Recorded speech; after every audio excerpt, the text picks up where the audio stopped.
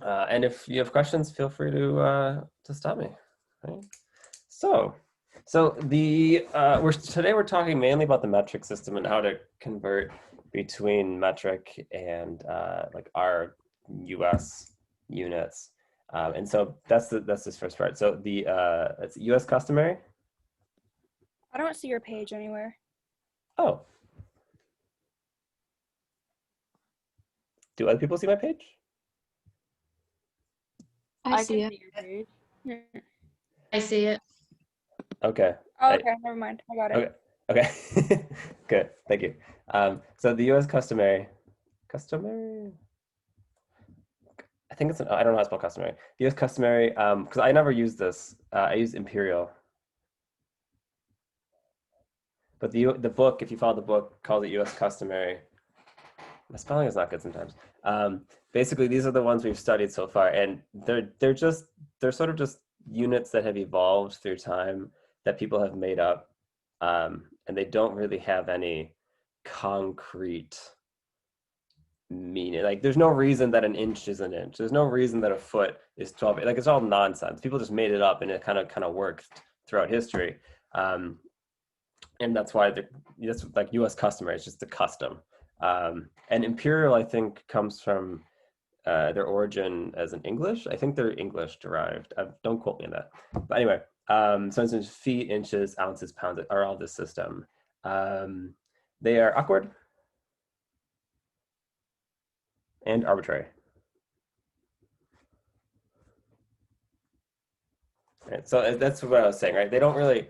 There's no reason why these things, like why are 16 ounces in 1 pound? Like there's no reason that it needs to be that way.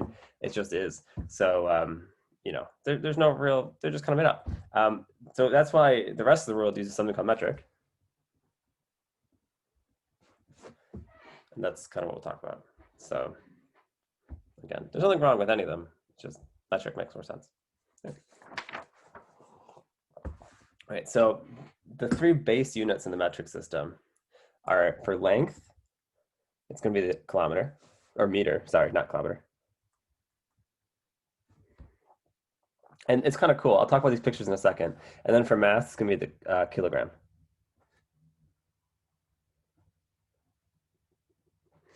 I'm not sure why it's not the gram. I'm not sure why the kilogram is taken as the base unit.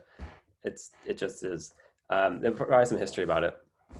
But so these two pictures, they're kind of hard to see here. But if you look at the notes online, or if you have them on your computer or something, this is a big metal bar that's exactly 1 meter in length.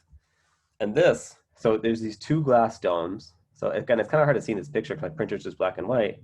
But there's two glass domes, and then inside both glass domes, there's this metal block right there. And so, since 2019, I think actually, both of these, a meter and a kilogram, both have a physics definition. So I don't know what the definition exactly is for either. You can look it up on Wikipedia. It's based on the constants of physics. So here, let me just check quick. They're really technical, but the way it's defined is that and if you're anywhere on the planet or in the universe, I suppose you can define a meter, and it will be the same as a meter defined in like a buffalo. Um, oh yeah, so here's one definition: the meter is the length of a path traveled by light in a vacuum during a time interval of 1/200, like 300 thousandths of a second. So so basically, there you can define a meter in terms of the time, the length a light photon, I guess, will go in some amount of time. But before any of that, they use these literal things, these pieces of metal. So way back, not that far. So I think before 2019 or before 2020, this was the kilogram. Like the way you would define a kilogram. Like if you wanted to say, is something a kilogram, you would have to go to Paris, or I think this one was in Maryland. This is a replica, but there was one in Maryland and Paris that looks just like this. And you would go there and you say, oh, can I compare it, essentially? And you would compare it against this, and this was the kilogram.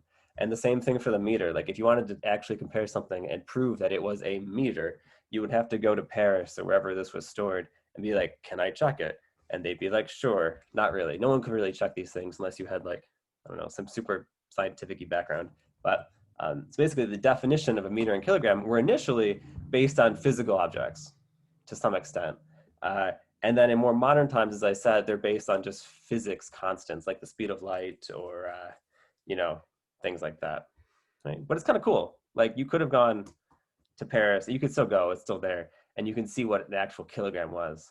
And it's just very fancy metal object. It's made of some special metal too. I don't quite know. Chemistry is also not my strong suit, but it's really interesting. But yeah, right. So anyway, the base units is all you really need to know is meter and kilogram.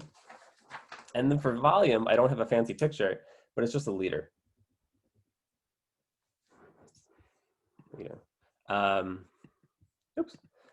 So we have these 3 base units. Oh, and I should say, so liter also has a definition. Before it was defined in terms of the kilogram. So once you defined what a kilogram was, you could then define what the liter was. So like, there's no fancy picture for that as well. Anyway, those are the 3 base units. And so the big difference between imperial units or US customary units and the metric system is that the metric system has these 3 units. And then the way you get bigger or smaller units is you put a prefix in front of it. All right. So prefix. Right? And so the prefix denote powers of 10, either in a positive direction or a negative direction. Right. So for instance, kilo is 10 to the 3rd or 1,000. Hecto is 10 squared. And I should know, I feel like I've seen this with DECA. So the book is DEKA. I think it might just be some variation. So if you see DECA, that's also acceptable, I think. But this is 10, right, to the 1. And then we start going the opposite direction. So deci is 10 to the minus 1. Centi is 10 to the minus 2. And milli is 10 to the minus 3. Right? And there are more. I forget what they are. I had them written down somewhere. I don't often use these things, but there's one that's 10 to the negative 9. There's one that's 10 to the negative like 6. And those are things if you do like nanometer and stuff like that. So if you ever read an article about like a physics discovery or something, sometimes these things are very tiny that you talk about in physics. And so you're like, oh, it's like a nanometer, or it's part of a nanometer, stuff like that. Or even computer technology, you'll see processors sometimes described in terms of like nanometers. I forget exactly what they're describing in nanometers, but it's something related to processors. I think it's like how they're printed. Don't quote me on that either. In any case, you just need to kind of know some of these. I mean, kilo, a lot of people are familiar with. Milli, I feel like is pretty familiar. Hecto, deca, deci, you don't usually see those. Centi though, I think are like cent out of 100. So some of these are more familiar than others. Some of them you never use. Before we do anything else with this, I just want to talk a little bit about powers of 10 because but I have a question. Yeah. Is centi based on like money? Like there's 100 pennies? It's the same root. Yeah, I think it's probably Latin for out of 100. Don't quote me. Let me see. It's definitely the same root, centi. Let me see, cent. Everything comes down to Latin, doesn't it? Etymology. Oh, simple doesn't make sense. I'm not sure. But yeah, it's definitely the same unit. Oh yeah, the Latin word centum, meaning 100. There you go. Yeah, so that's why it's easy to remember, because cent is out of 100. And the way you can think of it, centi is, so we'll get to this in a sec, but the negative, remember, just means put it in the denominator or the bottom. So it's 1 over 100. This is 1 over 10. This is 1 over 1,000. And then the opposite direction, this is 10. This is 100. This is 1,000. Right? So just kind of going up and down. But I just want to talk about the powers of 10 a little bit, just to jog your memory. So, if I have 10 to the 4 times 10 to the 7th, 10 to the 7th, what do I do to the exponents? You add them. Yep, right. So I have 10 to the 4 plus 7, and so it's 10 to 11, right? Now, if I divide the same powers and I have exponents, what do I do when I divide exponents to the powers? Okay. Yep. You So it's we subtract. exactly. So it's we 15 minus 5 in the exponent. And so that's 10 to the 10. All right. Now, this one is a little different, right? Because I'm multiplying, right? So we said in the first one, when I multiply, I add. And that's the same thing. So I just do it. So I do 10 and then 17 plus minus 3. And so it's just 10 to the, what is it, 14? Right? So I guess the other thing you can think of here is this is basically division, right? So the other way you can think about this is 10 to the 17. And then again, when I have a negative in my exponent, it just means put it in the denominator. So times 10 to the minus 3 is the same as saying times, 1 over 10 to the 3. And then you're subtracting. So it's the same, either way you want to think about it is the same. Either it's addition where you're adding a negative or it's just straight subtraction. And then the last one, can I do anything when I add powers of 10 together?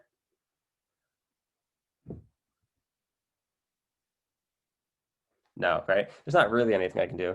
If you're bored, one thing you could do is you could factor out a power of 10, but you know, so what I mean is I could factor out 10 to the 4, and then I get a 1 plus 10 to the 3. But besides that, there's nothing else I can do. So not much I can do. You can only factor it out, but you can't write it just as a power of 10, right? Sorry about that. So just you know, I don't know how much we'll use these, but when you're doing things with prefixes like this, it's good just to remember what these prefixes actually mean.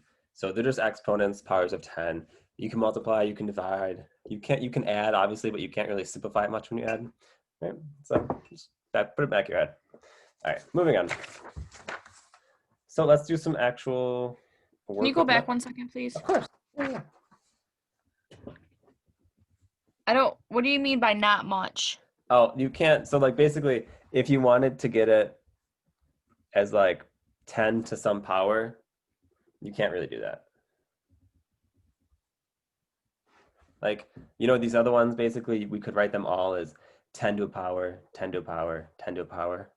When you're adding powers of 10, you can't really, unless they're the same power of 10, you can't simplify them too much. The only thing you can do to simplify it is to factor out a power of 10.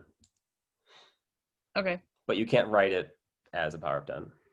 So it's just a little, I don't think it will come up, but because the reason I'm pointing it out is that some people will see this and say, oh, I'm adding them, so I'll add the exponents. So I just wanted to kind of reinforce the idea that when you add powers of 10, you're not adding the exponents. The exponents, you can only add the exponents when you're multiplying powers of 10. Right. Alrighty, so let's try some actual stuff. So put the following in the base units of the metric system. So remember the base units, what did we have? We had meter, we had kilogram, and we had liter. Again, I don't know why kilogram is a base. I'm assuming just because it's like the right size. I don't know. Because gram is kind of small. It's like a paper clip. But anyway, so 4.5 decameters. So I'll go back to my prefixes. And again, I spelled it differently here. I'll put deca. It's the same thing.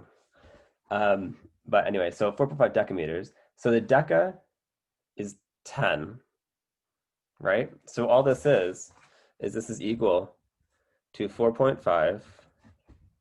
And then again, the deca is 10. So it's just times 10 meters. And I should note the abbreviation for meters is M, just a flat M.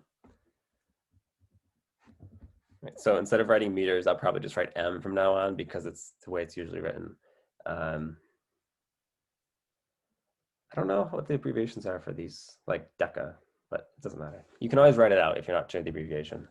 And then you multiply it. So what do I get? I get 4.5 times 10. You can either use a calculator or you can just realize that that's what, 45? 45 meters. Questions there? All right, move on. So the next one, I have 208,039 millimeters. And again, I want it in the base units.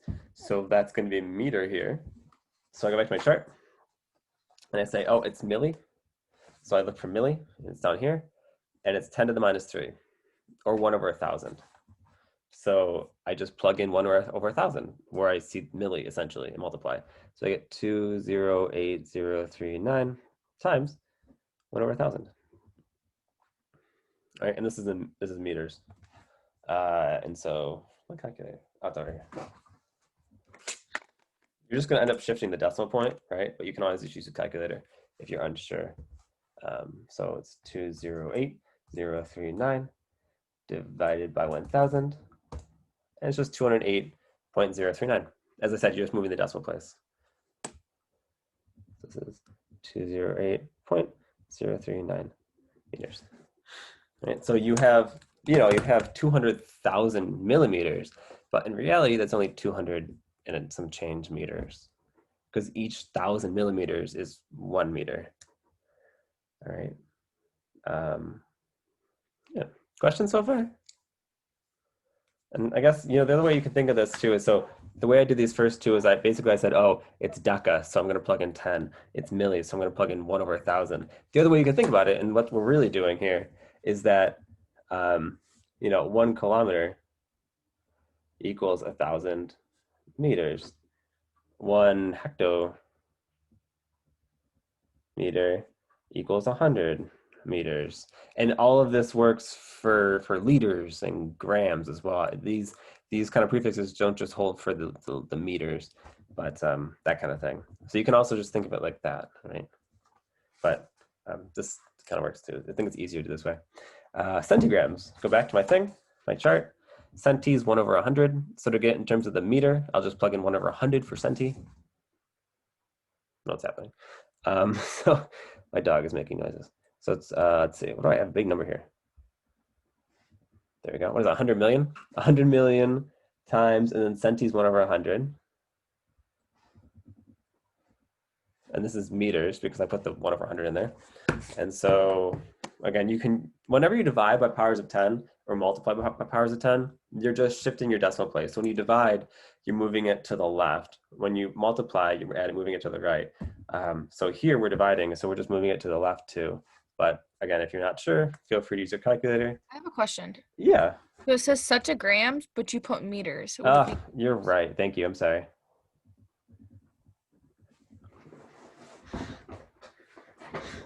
Oh, and this is in grams too. So we'll get it in kilograms in a second. We'll first get it to grams. So let me do this. So I get 100 million, 1, 2, 3, 1, 2, 3, and then divide by 100. What is that? It's 1 and then 1, 2, 3, 4, 5, 6 zeros. So it's it's a million. I don't know why. 1 million grams. But as I said, kilograms, for reasons which aren't clear to me, I think it's kind of arbitrary, are often considered the base unit for the meters. At least according to the book. The book's says that they're the base unit, so we'll go with that. And so it's in kilograms, and so to get into, or this is in grams, so to get into kilograms, we go back to our chart, and 1,000 grams is 1 kilogram. So I divide it by 1,000 again. So equals 1, 0, 0, 0, 0, 0, 0. Is that enough? Yep. Times 1 over 1,000 kilograms. And so we divide by 1,000. Oops. We get 1,000 kilograms.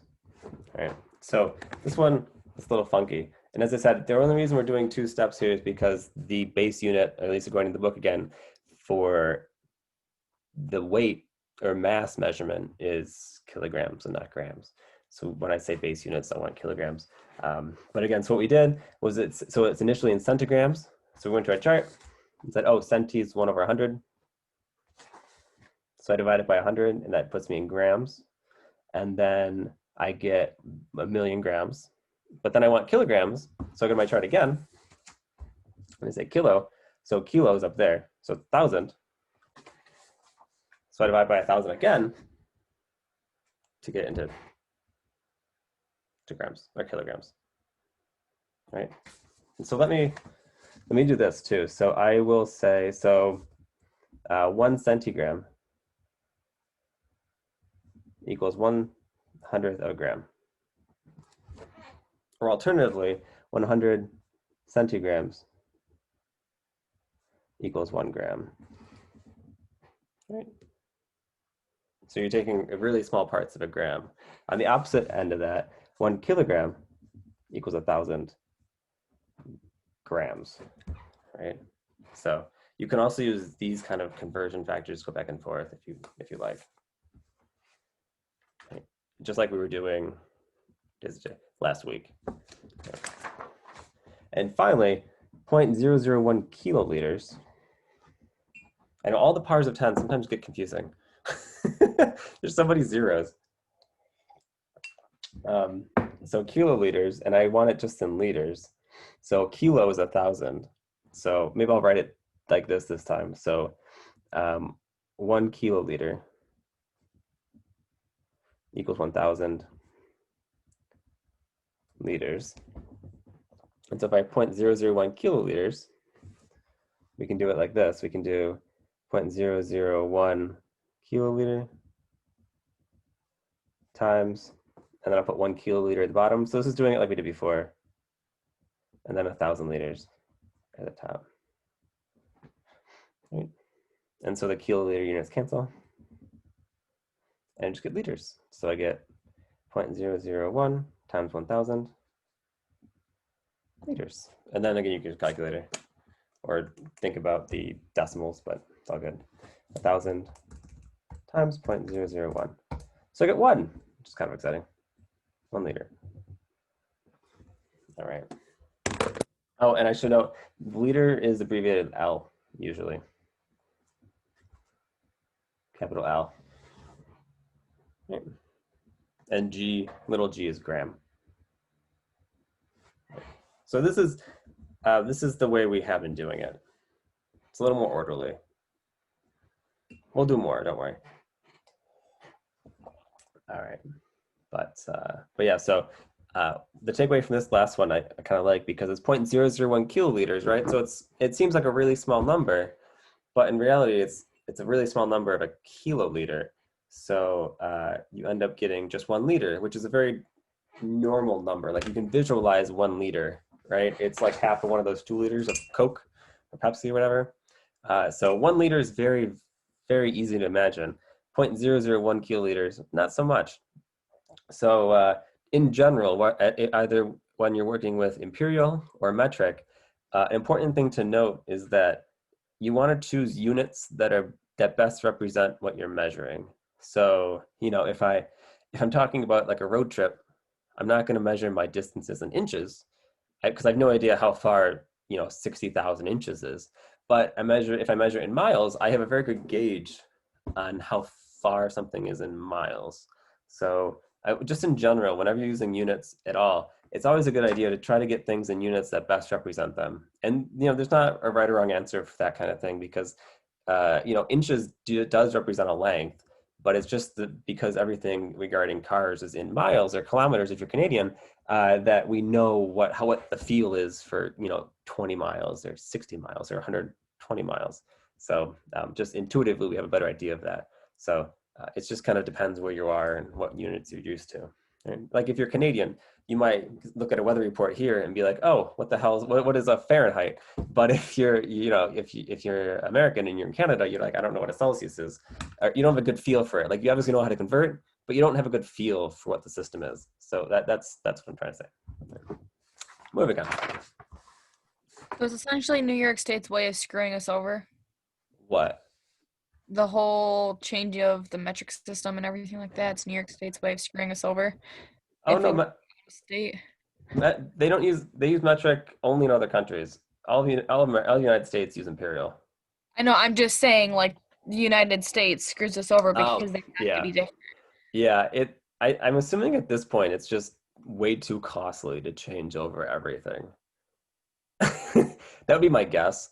I mean, you could probably phase it in, but I think it's just one of those things where like people are so used to X system, and God knows it would be a partisan issue by the end of the day. So I can't take it anymore. Let's try this example. In a track meet, a runner will do a 500-meter dash, a 1 kilometer run. I've never done track. I have no idea if this is accurate. So don't be like, this is completely inaccurate. I made these up. A 500-meter dash, a 1 kilometer run, and a 3,500-meter race. If there are 12 runners participating in the meet, I need an S. 12 runners participating in the meet. What is the total kilometers run by all the runners? All right, so you have, it's a neat little problem, right? So basically each runner is doing 3 races, and I give you the distances for each, and then there are 12 runners. And what I want is cumulatively, how many kilometers are all the runners racing in this meet? So the first thing we're gonna do is we're just gonna find out how far each runner is going individually. So I have 500, so 500 meters. I have 1 kilometer. And then I have 350. Or 3,500, sorry, meters. All right. So in our answer, we want in kilometers. Total we want in kilometers. So what I'll do is I'll first convert everything into kilometers. So I'm going to do that by noting, and I'll write it up here, that just like I said before, 1,000 meters equals 1 kilometer. So we'll use those conversion factors like we did last week to convert from now on, I think, because they're just so much more clean. So 500 meters, I want to convert it into kilometers, so I will put the meters in the bottom and the kilometers on the top. Right, and the reason I put the meters in the bottom, just like I said, was because the meters cancel then, and so I just get 5,000 over 1,000 kilometers, and of course that's 1/2, right? This one is already in kilometers, so I don't need to do anything for it. The 3,500, I'll do the same conversion factor. So 1,000 meters. Again, the meters cancel, and I just get 3,500 over 1,000 kilometers. And so that's what, 3.5? Right, so now we add them all up.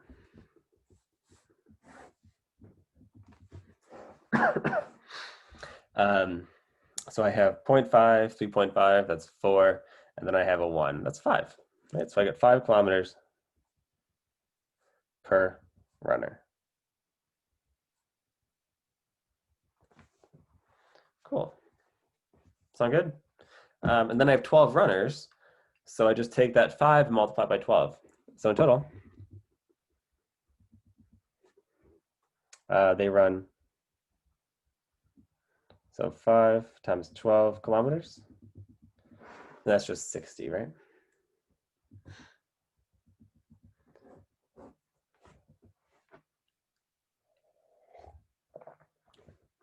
Right. Any issues there? Yeah, not too bad. I should have made one of these like hectometers or something. See, that's the thing. So some of these units you never hear. Everything as far as meters go, I feel like the meters, like the things you'll use, you have kilometers, obviously. You have meters.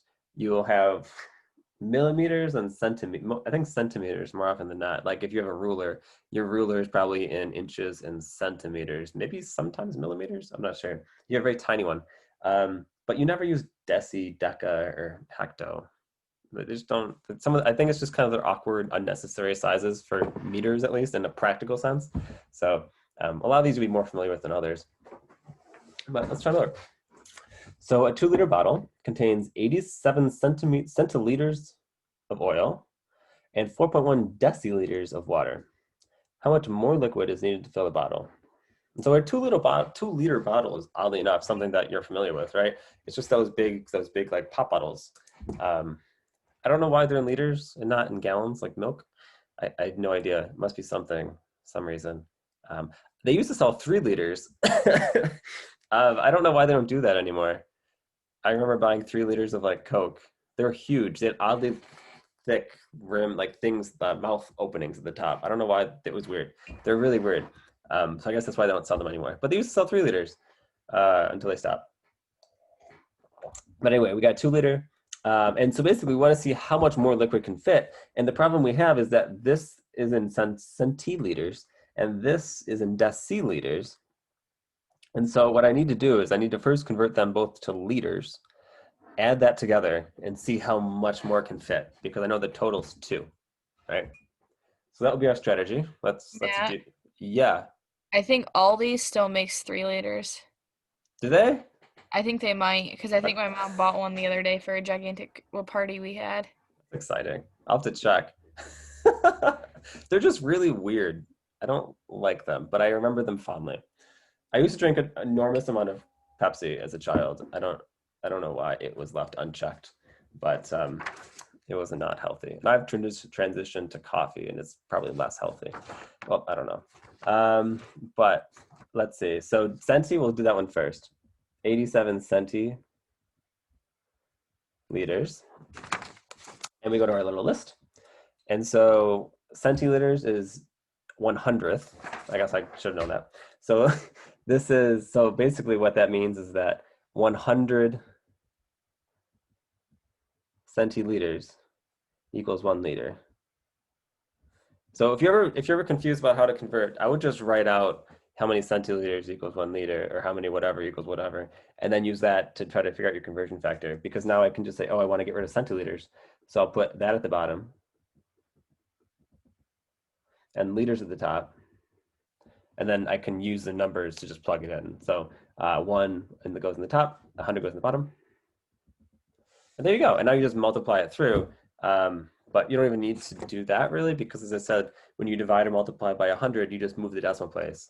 So you should expect it just move to the left 2 places, because I'm dividing by 10 to the 2. But if you want to use your calculator, of course, you do 87 divided by 100, and you get 0.87. 0.87 liters. All right, so we have that. And remember, our bottle's 2 liters, so we have slightly more than a liter left. Let's see what the deci does. And deci is 1/10 of a liter. So I have 4.1 deciliters. And remember, so it's 100, because it's 1/10 of it, it's 1/10. So 10 deciliters equals 1 liter. And so for my conversion factor, I want to get rid of the deci, so I'll put that in the denominator. Deciliter, and I'll put liter in the numerator. And then you can just plug in the numbers from what you wrote down. So 1 liter goes in the top, 10 in the bottom. And when you divide by 10, it's 10 to the first power. So we're dividing, so I'm going to move the decimal point 1 to the left. But again, you can just do 4.1 divided by 10, and you get 0.41. And again, it's in liters because the deciliters cancel, just like the centiliters canceled. Cool. And now I can add those together. What do I get? I get 1.28, right? Because I get the 1 gets 0.88, and then I think it's 1.28. Again, you can check though. It's always good to double check your answer. 0.87 plus 0.41. There you go. So that's how much liquid is filling our bottle. Part of it is oil, part of it is water, but we want to know how much more liquid. So I just subtract it from 2, right? So I can fit 2 minus 1.28. And so what is that? 0.72 liters in the bottle.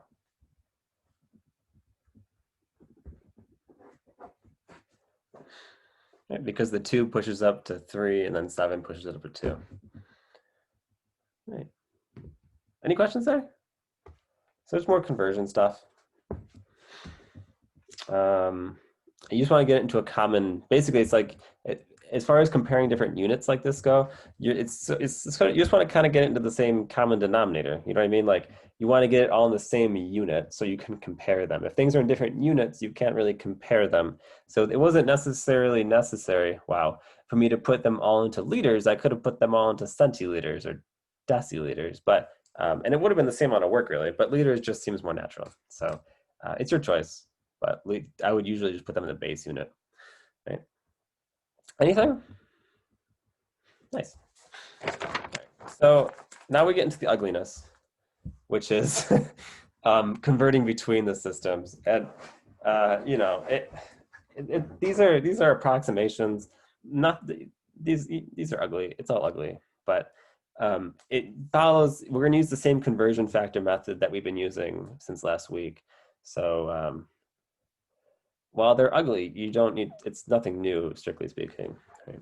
So these are them. These are the base units, right? I have meters, kilograms, and liters. So theoretically, we can convert anything between them because if we can convert the base units, we can convert the other units.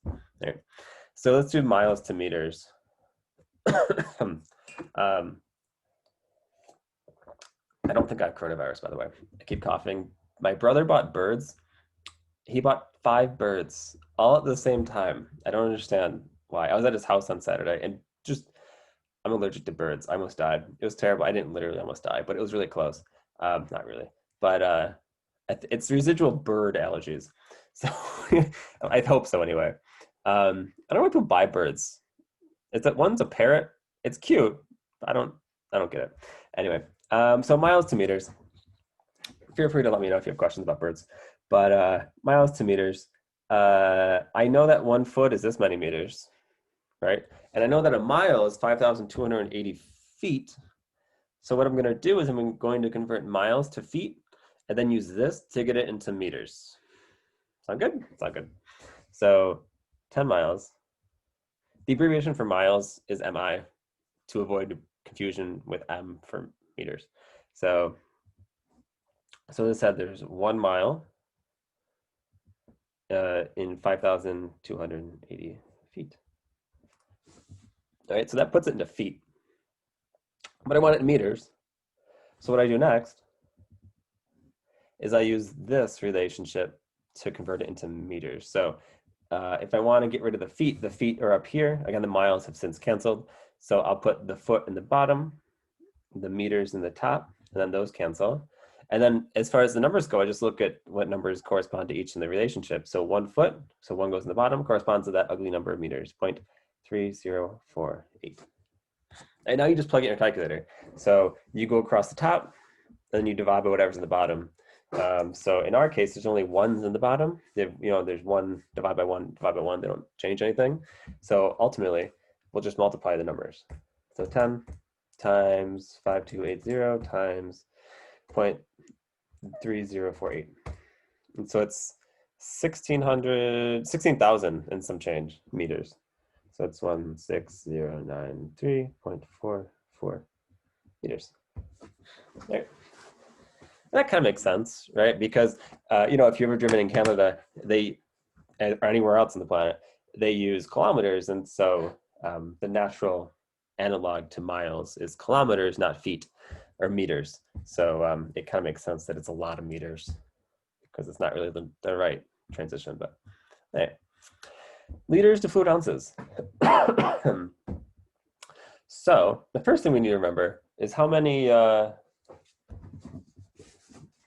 Well, we got to go back. Let me find my notes for gallons and whatnot. Somewhere here. Where are they? Ah, here. So remember first, so I gave you the conversion factor for gallons into liters, but I want liters into fluid ounces. So at this point, without any more information, it's easy enough to get the liters into gallons, right? Because I know that. So let's do that first, and then we'll look at our old notes. So 1.5 liters, and I'll just use L. So again, I want the liters to go away because I want to get things into fluid ounces, and fluid ounces is like imperial land. So it's liters. 3.785, and then gallon I want in the top, 1 gallon. All right, so now the liters cancel, and we're in gallons, so everything's fine. But I still want it in fluid ounces, not gallons. So I'll go to my chart. This is from last Thursday, I think. And so we said 1 gallon was 4 quarts, 1 quart was 2 pints, 1 pint was 2 cups, and finally 1 cup was 8 fluid ounces. So basically, we have to kind of backtrack a lot, right? And if you remember last time, we made like a long chain of them. You can do that again. So maybe we'll do that because it's all good fun. So right now I'm in gallons. So I'm gonna go to quarts. So I'll put gallons in the bottom, quarts in the top. And so 1 gallon equals 4 quarts. The other way you could do this, as I said, is if you knew how many fluid ounces were in a gallon, you could just go directly to fluid ounces, but it's more fun this way. And then the gallons cancel, and I'm in quarts. So now I need to figure out how many quarts. I have pints in a quart now. So I want to get rid of quarts, put it into pints. I have, again, reading from the paper from last Tuesday, we have 1 quart equals 2 pints. And then we're getting closer. 1 pint is 2 cups. So 1 pint is 2 cups. And then finally, 8 fluid ounces is 1 cup. So I'm kind of out of room here. I should have given myself more room. But 1 cup is 8 fluid ounces. And again, the cups cancel. So everything cancels except fluid ounces, which is what we want. And so now, just like in the previous one, we just multiply everything through. And so I have 1.5. We just 1.5, and then times 1, which I don't need to put, times 4, times 2, times 2, times 8. All right, and that gives me 192. But then if I look in the denominators, right, I have a bunch of 1s, but I also have to divide 3.785. So I need to divide by 3.785. Divide 3.785. And so I get about 50.73 fluid ounces. Kind of out of room. 50.73 fluid ounces. So whenever you're converting, if it wasn't already obvious, whenever you're converting from metric to imperial or imperial to metric, you're going to have really ugly numbers generally, just because things don't match quite right. So these ugly decimals, you're almost always going to round. Right? And this last one, we got one with grams in it, right? 2,800 decagrams to tons. So remember, a ton is just 2,000 pounds, right? And so let's see what we got. I know that 1 pound is this, oops, up here, sorry. 1 pound is this many kilograms. And they're going back, let me put this here, stay, to our notes from today. I'm talking about deca.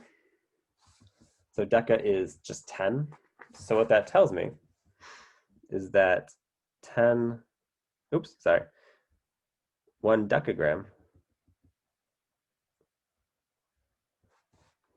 equals 10 grams, right? So if what I'm going to do with the strategy here is I'm going to take my 2,800 decagrams. It's going to be quite large. I guess maybe not sure.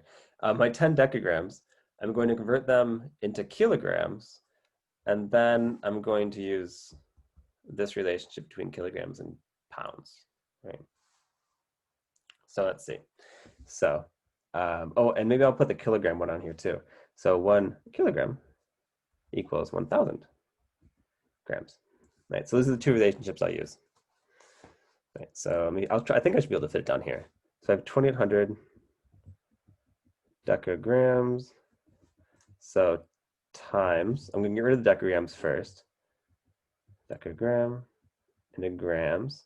So 10 grams, 1 decagram. Right, and then I want it in kilograms. So the decagrams have canceled, some in grams. So I want to make, if I want it in kilograms, I'll put kilograms in the top, grams in the bottom, and then I'll put the 1,000 with the grams, and then the 1 with the kilo. All right, let me do this. I never give myself enough room with these things. And let's see what we got at this point. Well, yeah, we'll see what we have. So, because if you'll note right now, I'm in kilograms. So right now, just as far as the kilograms go, I have 2,800 times 10, and then divided by 1,000. It's 28. All right, it's kind of cool. So I have 28 kilograms. All right, so now I'm just going to do it on the other side of the paper. So I have 28 kilograms, and I want it in tons. So 28 kilograms. All right, 28 kilograms. So we'll first convert it into pounds using our one relationship I gave. So 1 pound equals that many kilograms. So if I want it into pounds, I'll put the kilograms in the bottom, pounds in the top, and then plug in the numbers appropriately. So my relationship says that 1 pound is 0.4536 kilograms. All right, and now you'll note my units will be in pounds. But I want it in tons. So recall that 2,000 pounds equals 1 ton. So if I want it in tons, I just put the pounds in the bottom to make the pounds disappear, put the tons in the top, and then put the appropriate numbers with the appropriate unit, right? So 2,000 pounds equals 1 ton. So I put the 2,000 in the bottom with the pounds and the one in the top with the tons. And now I can finish. Now I can just multiply through. So let's see if I can get it all to fit. There we go. So I have 28 times 1 times 1. So nothing else happened. It's just 28. But in the bottom, I have divided by this 0.4536 number. So divided. And just the one thing, when you're using your calculator and you have multiple things in the denominator or the bottom, just be sure you're dividing appropriately. So I'm going to put a parenthesis around it.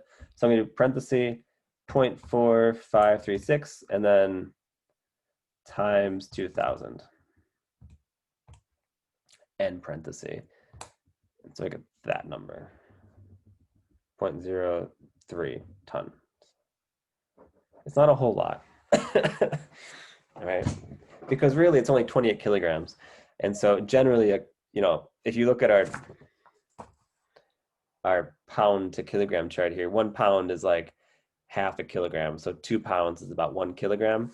So, if we only have 28 kilograms, we don't have too much weight. We only have about 50 pounds. So we wouldn't expect it too much of a ton, but yeah. Any questions? Cool. So a lot of conversions with these, and the one reason that we're doing a lot of conversions with these in particular is because I'm not giving you a lot of conversion like relationships. If you look in the book, there's more relationships. Like they tell you how many meters are in an inch. They give you like liters in a fluid ounce, I think. They give you more relations, but I just wrote down these 3 because fundamentally, if you have these 3 relationships here, you can convert between anything if you can get things to the base unit and then kind of go from there. All right. So you can always do these faster, but I think maybe it's a little more useful to do them slower in this case. All right. Any issues? All right. Let's see. I want to do this golf one. I'm gonna skip this example. Give this example a go, but I'm gonna do this golf one because I love this golf one. All right. So Sylvia walks 4 miles every evening. She's also a golfer. Since playing an average 18-hole golf course involves walking 6,200 yards, she wondered how many holes she walked the equivalent of every time she went for an evening walk. What is the equivalent number of holes Sylvia walked each evening? All right. And so this one doesn't have really anything to do with the metric system, but I think it's really interesting. So I threw it on the end here.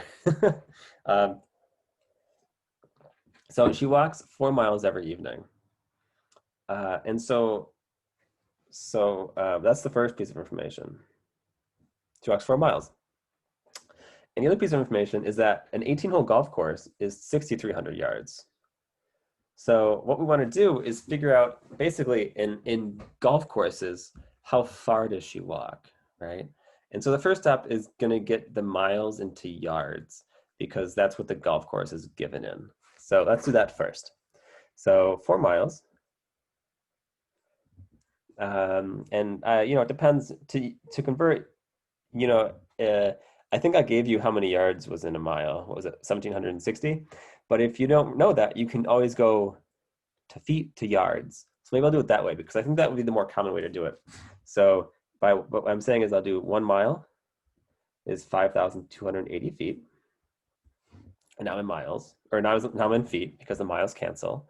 But I want in yards, so I know that 3 feet is 1 yard, and the feet cancel. So now I'm in yards, right? So altogether, this gives me, there we go, 4 times 5,280 divided by 3. 7,040 yards. All right, so that's how many yards she walks every night. But as I said, we want it in like golf courses. So what we're gonna do, and this is a little funky, is we're gonna say an 18-hole golf course. Let's see if I can center, there you go, equals 6,300 yards, right? So what we can do is we can kind of use this as a conversion factor. Is that interesting? It's cool. So it's interesting because the way we've been doing these conversion factors so far is generally it's that they're just like, 1 mile equals this many meters or something like that. But it's more general than that. You can do it in things that you wouldn't even consider to be units, like a golf course. Is that a unit? Not really, but it is. You can consider it to be a unit. So I'll use that now. So 7,040 yards. So I'm going to convert yards to golf courses. So the same way we did everything else, I'm going to put yards in the bottom, right? Because then the yards cancel. And in the top, I'm putting 18-hole golf courses. Isn't that neat? And so my units will be 18-hole golf courses. So that's the only thing I have here. Don't let the 18 mislead you. It's really part of the unit. You can think of it as just you put it in parentheses. It makes you feel better. So it's really just a 18-hole golf course. And so it's just 7,040 times 1 divided by 6,300. And 7,040 divided by 6,300 gives us, I'll say about 1.12. Right? Golf courses.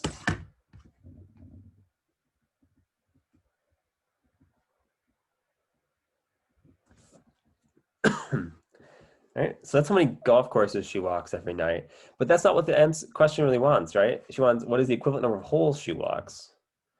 And so this is the number of 18-hole golf courses. And so we have to kind of make some assumptions about the golf course. We'll assume that all the holes are evenly spaced. And so if I just multiply this by 18, oops, sorry, not by 10, by 18, I get about 20. So she walks about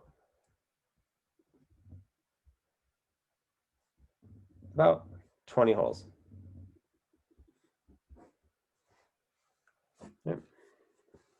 So it's kind of interesting because it's not using really units that we think of as units. It's using just things that we're being descriptive about. We're saying this is equal to this many yards, and so we're considering the golf course to be a unit. And as I said, so she walks 1.12 golf course, 18-hole golf courses, and so if we assume that all the holes are evenly spaced, they're not really in reality. I'm assuming they're different lengths and such, but if we assume on average that there's some number of evenly spaced sort of, then we just multiply this number by 18, and that gives us about 20. It's kind of fun. I don't know. Any issues with that? All right. And let's just, we have time for like one more. So let's just do the last one. Feel free to work on some of these too on your own. Maybe we'll work on some more. We can do these more on Thursday. We'll work on some more of these. But for now. So A Canadian is driving down from Toronto to Buffalo to watch the Sabres lose to the Maple Leafs at a discount. Their GPS says it is 117 miles. It's really sad. I hope the Sabres do better this season. It's really wildly misfortunate for everyone involved. I mean, I think so. I have this friend who's really, really into the Sabres, and I swear, if Eichel leaves, he's gonna go into like a depressive state, and it's gonna be very unhealthy. I like people say that the pandemic has caused people depression. I think if Eichel leaves the Sabres, it's gonna cause just wild depression. But anyway, so it says that I don't know if this is accurate either. It says Buffalo to Toronto is 117 miles. It might be. How many kilometers is that? So let's go back to my chart with ugly decimals on it. So first I'll write 170 miles. I want in kilometers. So I know that a foot is this many meters. And so what we'll do, again, there are more direct ways to do this, but I'm doing it kind of in steps to show you the full way to do it. The first thing we're going to do is get miles into feet, and then I'm going to go feet to meters, and then meters to kilometers. So to get into feet, like we did before, 1 mile in the denominator, 5,280 feet in the numerator, and now I'm in feet. Buffalo Toronto to Toronto is 98.9 miles. I'm really close for guessing 117. That's pretty close. I think I should get brownie points. Okay. Thank you for fact checking me. Yeah, it's terrible driving in Toronto. I would not recommend it. There's people everywhere. It's not as bad as New York City, but it's still bad. And now, so I'm in feet, so I'm going to go feet to meters using that conversion factor. Well, it's not a conversion factor yet, but it's a relationship between units. So I want to get rid of the feet, so I will put feet in the bottom, and I'll put meters in the top. And so the number with the meters is this ugly decimal, 0.3048, and then 1 foot in the bottom. And so now you'll note I'm in meters, and then I just need to know how many meters are in a kilometer, and you can refer back to our handy dandy sheet here. And so kilos 10,000, or not 10,000, 1,000, or 10 to the third. So there's 1,000 meters in a kilometer. So if I want it in kilometers, 1 kilometer equals 1,000 meters. And then of course the meters cancel, and I'm in my desired units. And now I just multiply through. So 117 times 5280 times that decimal, 0.3048 times 1. We don't need to put that in. So we get that ugliness. And then the bottom, I have all ones except for the 1,000. So divided by 1,000. So in kilometers, it's about 188 kilometers. Okay.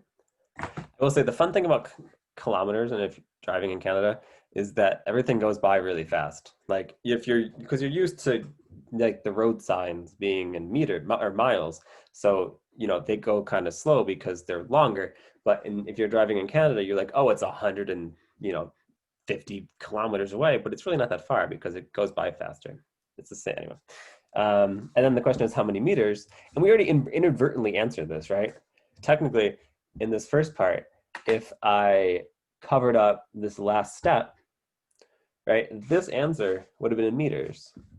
So I can just get rid of that last conversion factor, and my answer's in meters, and I can stop there. So if I redo it, I'll do 117 times 5280 times 0.3048, and I get that number, 188,000.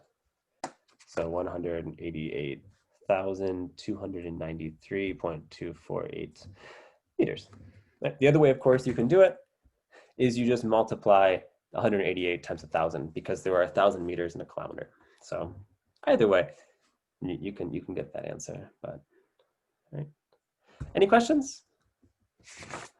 Cool. So as I said, we're gonna do a lot more of these on Thursday, especially between the different prefixes and such, because those can be a little complicated, I think. But yeah, and I'll put another homework up at some point this week.